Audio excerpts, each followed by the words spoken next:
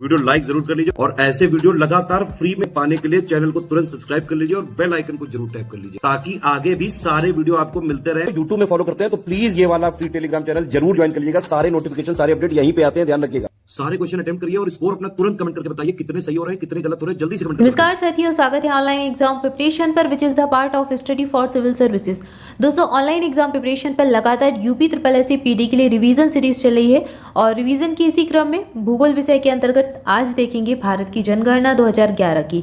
ये बहुत important topic है, इसलिए पूरा वीडियो ध्यान से देखना है, अंत तक देखना है और इस वीडियो से प्रश्न बनने की संभावना बिल्कुल रहेगी। इंपॉर्टेंट टॉपिक है, हर एक एग्जाम में जनगणना से प्रश्न बनता ही रहता है, तो पूरे टॉपिक को कवर करेंगे, एक एक तथ्य को देखेंगे। जनगणना 2001 और 2011 की तुलना से संबंधित कुछ तथ्य देखेंगे। इसके अलावा जनगणना से जितने भी तथ्य बन सकते हैं, इंपॉर्टेंट फैक्ट जो कि एग्जाम के लिए रिलेवेंट है, उनको कवर करेंगे। तो आइए चलिए स्टार्ट करते हैं। वर्ष 2011 में भारत की जनगणना की गई और भारत की जनसंख्या इस समय कितनी थी? वर्ष 2011 में जब जनगणना की गई तो भारत की जो जनसंख्या थी 121 करोड़ थी। इसके पहले वर्ष 2001 में हर 10 साल में जनगणना होती है, ये आप जानते ही होंगे। तो 2001 में हुई, उसके 10 साल बाद 2011 में हुई। 2001 में जनसंख्या कितनी थी? 102 करोड़ थी, फिर हो गई 121 करोड़। इसके बाद 10 की जनसंख्या वृद्धि जो है वो 17.7 थी और वर्ष 2001 में 21.54 थी। इसके पहले की तुलना में अगर देखें तो आपको वर्ष 2011 की याद रखनी है, यहाँ से प्रश्न बन सकता है 17.7%। इसके बाद औसत वार्षिक घातांक वृद्धि दर जो है प्रतिशत में 1.64% थी। इसके पहले 1.97% थी। भारत का जनघनत्व कितना है? 382 वर्ग किलोमीटर और इसके पहले वर्ष 2021 में 325 था। अभी वर्तमान में 382 ही माना जाएगा क्योंकि 2011 की अंतिम जनगणना है, इसके बाद अभी जनगणना हुई नहीं। वर्ष 2021 में होनी चाहिए थी, लेकिन कोविड आया और महामारी की वजह से इसका कार्य प्रारंभ तो हुआ लेकिन पूरा नहीं हो सका, इसलिए आंकड़े अभी जारी नहीं हुए हैं। और अभी जो एग्जाम की दृष्टि से इम्पोर्टेंट है वो वर्ष 2011 की है, तो इसको ही पढ़कर चलेंगे। इसके बाद भारत का लिंगानुपात है। लिंगानुपात कितना है? 943, 943। इसके पहले 933 था, 10 की वृद्धि हुई यहाँ पर। भारत का शिशु लिंगानुपात जो कि 0 से 6 वर्ष तक के बच्चों का है 919 है। इसके पहले 927 था, तो यहाँ पर कमी हुई है। भारत में साक्षरता कितनी है वर्तमान में? 73% है, 73%। इसके पहले 64.8 थी, 64.8% थी, तो यहाँ पर वृद्धि हुई है। भारत में साक्षरता में बढ़ोतरी हुई है। इसके बाद भारत में ग्रामीण साक्षरता की दर कितनी है? 67.8%। 2021 में 58.7% थी। पुरुष साक्षरता 84.1%, 2001 में 79.9% थी। महिला साक्षरता पुरुष साक्षरता से कम है और यह है 80.90%। इसके पहले 75.26% थी। और इसके अलावा भारत में शहरी जनसंख्या में कितनी वृद्धि हुई है? शहरी जनसंख्या प्रतिशत में है 31.2%। इसके अलावा ग्रामीण जनसंख्या है 68.8% और 2001 में शहरी जनसंख्या 27.8% थी, ग्रामीण 72 थी। तो यहाँ पर ग्रामीण जनसंख्या थोड़ी सी कम हुई है, गांव से शहर की ओर लोग ज़्यादा आ रहे हैं। इसके बाद है जनसंख्या के आधार पर विभिन्न राज्यों की रैंक। तो ये जनसंख्या के आधार पर राज्य दिए गए हैं, सबसे ज़्यादा उत्तर प्रदेश में, फिर महाराष्ट्र में, फिर बिहार में और उसके बाद पश्चिम बंगाल में। UMBP से याद कर लीजिए, UMBP उत्तर प्रदेश, महाराष्ट्र, बिहार और पश्चिम बंगाल सबसे ज़्यादा जनसंख्या के आधार पर ये राज्य हैं। इसके अलावा 2001 में भी यही राज्य थे, यही क्रम था जनसंख्या के आधार पर, तो सेम ही है। इसके बाद 5वें और 6ठे नंबर पर आंध्र प्रदेश, मध्य प्रदेश है। आंध्र प्रदेश और यहाँ पर तमिलनाडु था और तमिलनाडु का स्थान अब वर्ष 2011 में मध्य प्रदेश ने ले लिया। इसके बाद महत्वपूर्ण वन लाइनर देखेंगे। रोमन साम्राज्य में जनगणना के प्रमाण कैडेस्ट्रल सर्वे के रूप में पाया गया है। कौटिल्य कृति अर्थशास्त्र जो कि कौटिल्य के द्वारा लिखी गई थी, मौर्य काल का ये प्रमुख ग्रंथ है अर्थशास्त्र। इनको विष्णुगुप्त के नाम से भी जानते हैं, चाणक्य के नाम से भी जानते हैं। 321 से 296 ईसा पूर्व तक इनका काल रहा और इस समय राज्य की आर्थिक गतिविधियों के आकलन के लिए जनगणना के आंकड़ों की उपयोगिता को बताया गया है। अबुल फजल द्वारा रचित आईनी अकबरी में जनगणना का उल्लेख मिलता है।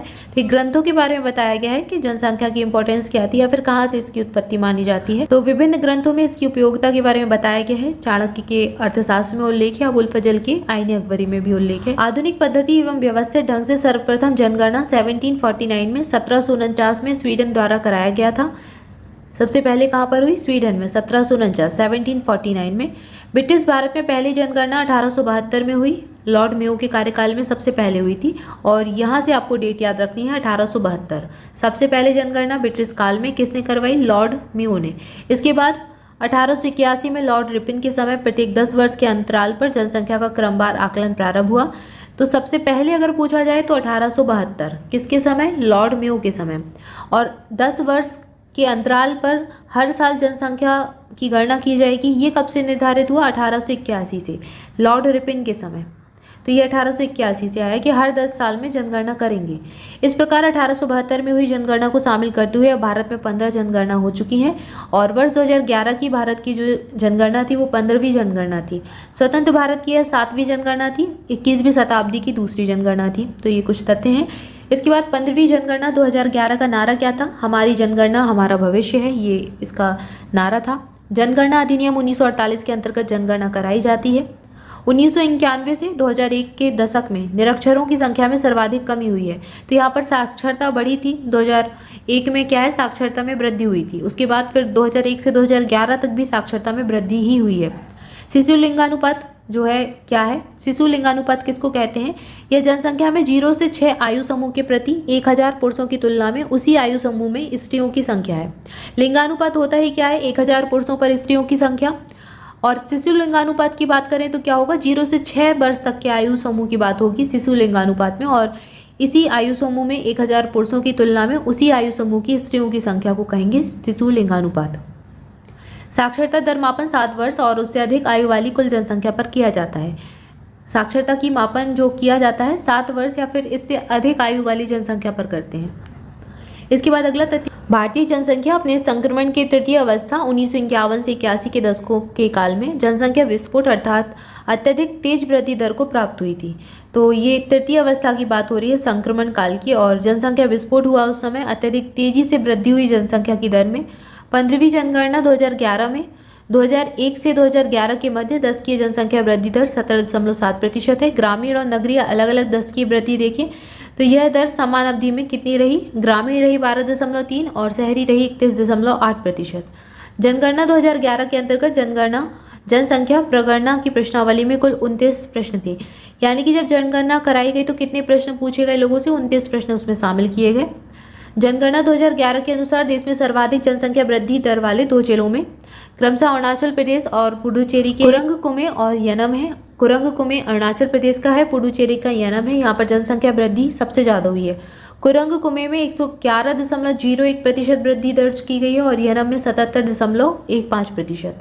जनगणना 2011 के अंतिम आंकड़ों के अनुसार देश में न्यूनतम जनसंख्या वृद्धि दर वाले जिलों में क्रमशः नागालैंड और लोंगलिंग है। यहाँ पर कितनी हुई है? माइनस में हुई है 58.39% और किफरे -30.50%। वर्ष 2011 की अंतिम जनगणना रिपोर्ट के अनुसार भारत में प्रति 1000 पुरुषों पर स्त्रियों की संख्या 943 थी। वहीं चीन में यह अनुपात 926 है। संयुक्त राज्य अमेरिका यानी कि यूएसए में 1025 है। यानी कि यहाँ पर 1000 पुरुषों पर 25 स्त्रियाँ ज़्यादा हैं। और भारत में क्या है? वहीं भारत में 1000 पुरुषों पर 943 स्त्रियाँ हैं, यानी कि स्त्रियों की संख्या कम है। यूएसए में ज़्यादा है, इंडोनेशिया में कम है, ब्राज़ील में 1042, पाकिस्तान में 943 और बांग्लादेश में 1167, रूस में 1055, जापान में 987, नाइजीरिया में 978। तो भारत का लिंगानुपात सबसे खराब स्थिति में है और देशों की तुलना में। उत्तर प्रदेश के कानपुर और लखनऊ नगर क्रमशः 1971 और 1981 में भारतीय जनगणना वर्ष में 10 लाखीय नगर बने। प्रजनन के प्रतिस्थापन स्तर तक पहुंचने के लिए जनसंख्या की कुल प्रजनन दर 2.1 होनी चाहिए। 2011 की जनगणना के अनुसार हरियाणा ग्रामीण और शहरी दोनों क्षेत्रों में शिशु लिंगानुपात न्यूनतम है। हरियाणा की बात हो रही है, हालांकि अब तो जो आंकड़े हैं वो बदल गए होंगे, लेकिन ये 2011 की बात है। तो 2011 में सबसे कम शिशु लिंगानुपात वाला राज्य भी यही है, हरियाणा। 2011 की जनगणना के अनुसार उत्तर प्रदेश की ग्रामीण जनसंख्या सर्वाधिक है। विश्व जनसंख्या दिवस 11 जुलाई को मनाया जाता है। वर्ल्ड पॉपुलेशन डे कब मनाते हैं? 11 जुलाई को। इसके बाद अगला तथ्य है, संयुक्त राष्ट्र के आर्थिक एवं सामाजिक मामलों के विभाग 2018 के अनुसार विश्व की कुल जनसंख्या का 55% शहरी क्षेत्रों में निवास करता है। यानी कि गांव से ज़्यादा लोग कहाँ निवास करते हैं? शहरों में। 2011 की जनगणना के आंकड़ों के अनुसार भारत में सिख समुदाय में लिंगानुपात सबसे कम है। 2011 की जनगणना के अनुसार भारत में बिहार राज्य सबसे अधिक जनसंख्या घनत्व वाला राज्य है। सबसे ज़्यादा बिहार में है जनसंख्या घनत्व, यानी कि कम क्षेत्रफल में ज़्यादा लोग रहते हैं। जनसंख्या घनत्व का तात्पर्य यही है। इसके बाद अगला तथ्य है, भारत की जनगणना के अनुसार 2001 से 2011 की अवधि में देश की जनसंख्या वृद्धि दर का प्रतिशत 17.70 था। उत्तर प्रदेश की जनसंख्या भारत की जनसंख्या की 16.51% है और ये सबसे ज़्यादा है भारत में। बिहार में साक्षरता दर सबसे कम है। 2011 की जनगणना के अनुसार केरल में लिंगानुपात सबसे अधिक है। यहाँ पर 1000 पुरुषों पर स्त्रियाँ ज़्यादा हैं। यहाँ का लिंगानुपात सबसे अधिक है भारत में। जनसंख्या की पिरामिड के में सामान्यतः 0 से 14 आयु वर्ष समूह आश्रित आबादी के रूप में जाना जाता है। 2011 के जनगणना के अनुसार लक्षद्वीप में स्त्री साक्षरता उच्चतम है। सबसे ज़्यादा महिलाओं की साक्षरता कहाँ पर है? लक्षद्वीप में है। भारत की जनगणना 2011 के अंतिम आंकड़ों के अनुसार सर्वाधिक जनसंख्या वाला राज्य कौन सा है? यूपी, उत्तर प्रदेश। इसके बाद है जनसंख्या जो है, विश्व का जनसंख्या की 17.5% जनसंख्या भारत में रहती है। पूरे वर्ल्ड में देखें तो वर्ल्ड की जितनी जनसंख्या है उसकी 17.5% भारत में निवास करती है। भारत की जनगणना 2011 के अंतिम आंकड़ों के अनुसार सर्वाधिक शिशु लिंगानुपात वाला राज्य अरुणाचल प्रदेश है। 972 यहाँ पर शिशु लिंगानुपात है। और जनसंख्या में वैसे भी भारत दूसरे स्थान पर है विश्व में। पहले स्थान पर चीन है, दूसरे स्थान पर भारत है, तो सबसे ज़्यादा जनसंख्या है ही भारत की। जनगणना 2011 के अनुसार न्यूनतम जनघनत्व वाला केंद्र शासित प्रदेश कौन सा है? अंडमान निकोबार द्वीप समूह है। वर्ष 2011 की जनगणना के अनुसार लिंगानुपात कितना था? 943 था। ये पहले ही देख लिया है तथ्य। और यहाँ पर सबसे कम जनसंख्या वाला राज्य कौन सा है? सिक्किम है। सबसे ज़्यादा यूपी, सबसे कम सिक्किम। सबसे ज़्यादा जनघनत्व वाला केंद्र शासित प्रदेश दिल्ली है। और सबसे ज़्यादा साक्षरता भारत में केरल राज्य में है। और भारत की साक्षरता कितनी है? 73% है। 2011 की जनगणना के अनुसार उत्तर प्रदेश में सर्वाधिक अनुसूचित जनजाति संख्या वाला जो जिला है सोनभद्र है। ग्रामीण जनसंख्या का सर्वाधिक प्रतिशत हिमाचल प्रदेश में है। सबसे ज़्यादा हिमाचल प्रदेश में लोग गांव में बसते हैं, गांव में रहते हैं। न्यूनतम जनसंख्या वृद्धि वाला जो राज्य है नागालैंड है। यहाँ पर जनसंख्या वृद्धि निगेटिव हुई है, कम हुई है। सबसे अनुकूलतम जनसंख्या वह है जो प्रति व्यक्ति अधिकतम आय प्रदान करती है। डॉल्टन ने ये कहा था, डॉल्टन का कथन है ये। जनगणना 2011 के अनुसार बिहार में महिला साक्षरता 51.5% है और बिहार साक्षरता की दृष्टि से सबसे न्यूनतम वाला राज्य है। सबसे न्यूनतम साक्षरता बिहार की है भारत में। इसके बाद अगला तथ्य है, राष्ट्रीय जनसंख्या नीति 2000 के अंतर्गत एक लक्ष्य था, वर्ष 2045 तक जनसंख्या में स्थिरता प्राप्त कर ली जाएगी। अब यह लक्ष्य 2070 तक रखा गया है। 2045 से बढ़ाकर कितना कर दिया है? 2070। जनगणना 2011 के अनुसार भारत की सकल प्रजननता दर GFR 2.4 है। उत्तर प्रदेश में सबसे अधिक क्षेत्रफल वाला जिला लखीमपुर खीरी है और सबसे कम क्षेत्रफल वाला जिला जो है वह हापुड़ है। जनगणना 2011 के अनुसार भारत में सर्वाधिक साक्षर जैन धर्म। जनगणना 2011 के अंतिम आंकड़ों के अनुसार भारत में शिशु लिंगानुपात 919 है। समान जनसंख्या घनत्व दर्शाने वाली रेखा को आइसोपाइक्टिक कहते हैं। भारत की पहली जनसंख्या नीति 1976 में आई, फिर 2000 में आई। जनसंख्या स्थिरता कोष 2004-05 में बनाया गया और 2019 में इसे बंद कर दिया। राष्ट्रीय जनसंख्या आयोग 2000 में बना था। तो ये कुछ प्रमुख तथ्य थे जो कि हमने जाने जनगणना से संबंधित।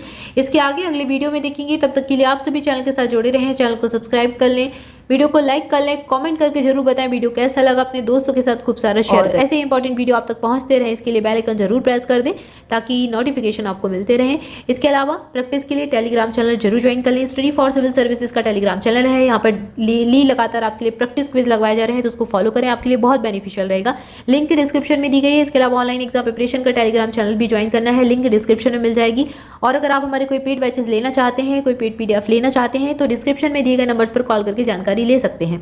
Thank you for watching this video. मिलेंगे नेक्स्ट वीडियो में। Thank you so much.